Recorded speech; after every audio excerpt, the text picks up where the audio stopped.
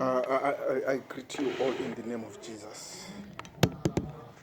What I'm going to do today is I'd made a promise. I promised that I would be doing part 2 of exposing the satanic teachings of Calvinism by Abel Damina when he was being interviewed by someone who equally shares the same gospel concept called the Ricky of Church Reality Check.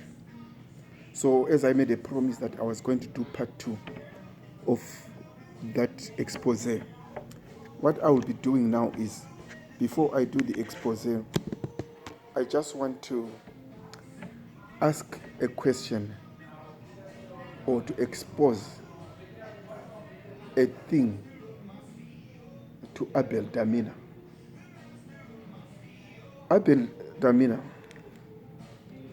you are on record saying you are transitioning for 14 years now. Transitioning from what? So when whatever it is you are transitioning from, was it a good thing? Were you saved before you transitioned from that very thing? Or you got saved when you started saying that it's wrong? Or let me just put it in a very simple way. When were you saved? Because you see, people of God, one of the painful things about false preachers is that when we see their false teachings, is we don't understand who they are. The reason why these false preachers are peddling false doctrines is because it is not in their hearts. Now, Abel Damina is on a record as saying he is transitioning. From what? He says, I started preaching the prosperity gospel. So when you were preaching the prosperity gospel, were you saved? Or when you discovered that the prosperity gospel is not true, did you get saved and then start afresh? That, oh, I gave my life after knowing that I am wrong. You see, people, there is a man who died who was called Miles Monroe. When you look at Miles Monroe and Abel Damina, these two people, their backgrounds are the same. What is it? They are all children of preachers. Abel Damina's father was a pastor. Abel Damina's mother was a pastor. The same with Miles Monroe. So these are pastors' kids who grew up in churches, no salvation. And they started preaching, no salvation.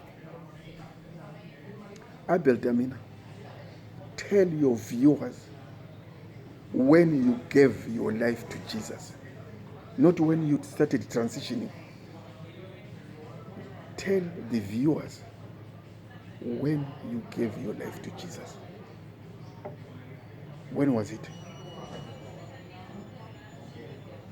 Because you see, without salvation, we are wasting our time. So now, this is a question which I know Abel Damina will never be able to answer.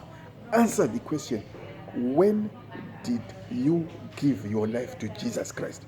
This is an open question, and I'm asking you deliberately because I am examining your teachings according to 1 Timothy chapter 4, which says examine all things. So I am examining you as an individual. When did you get saved? If you are honest with us, you are going to expose yourself today. And you might decide to keep quiet and behave as if you didn't hear my question. I will ask it again. When did you give your life to Jesus? You know how they behave, these guys? They behave like big gurus. They think they are up there, they can't be touched. And they can't respond to small people like some of us. Why? They are big there, they are gurus, they don't waste their time. But here is a valid question. Abel Damina, tell us, when did you give your life to Jesus?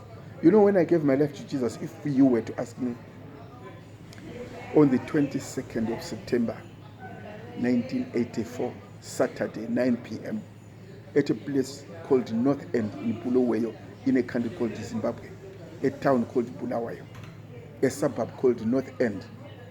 9 p.m. That's when I gave my life to Jesus. Straight and simple. That's who I am. So tell me when you gave your life to Jesus, and then I'll start from there. Thank you.